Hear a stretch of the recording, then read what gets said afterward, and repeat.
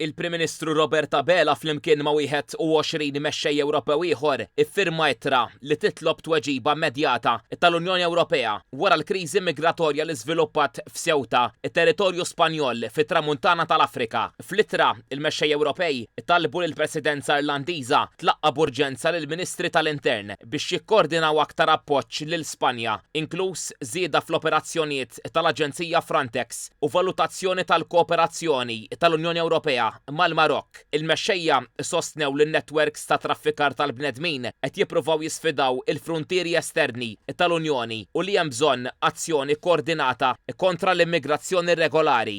Skont l-awtoritajiet Spanjoli bejn l-erba' u l-ġimgħa daħlu f'Ceuta bejn 50,000 u 60,000 persuna, l-aktar bil-baħar mill-Marokk. Aktar minn 48,000 minnhom intbagħtu lura lejn il-Marokk. Fil-waqt li mill-inqas 34 persuna tilfu ħajjithom waqt li kienu qegħdin jippruvaw jidħlu f'Ceuta. Fil-pożizzjoni tagħha, Malta qalet li l-immigrazzjoni irregolari tibqa' sfida Ewropea li trid tiġi indirizzata b'solidarjetà u biqsim ġust ta' responsabbiltà. Qalet li l-Unjoni Ewropea diġà għandha l-għodot u l-aġenziji meħtieġa biex tiġielet li traffikanti tal-immigranti illegali. Malta saħqet ukoll li l-Istati membri għandhom jibqgħu jiddeċiedu huma min għandu dritt jidħol u jibqa' fit-territorju Ewropew. Malta esprimiet solidarjetà sħiħa ma' Spanja u faħret il-kooperazzjoni bejn Madrid u l-Marokk li waslet biex il-maġġoranza ta' dawk li daħlu b'mod irregolari diġà ntbagħtu lura. Qalet ukoll li s-sitwazzjoni għandha tibqa' tiġi segwita mill-qrib iżda li f'dan l-istadju m'hemmx post għal deċiżjonijiet maġla jew miżuri sproporzjonati.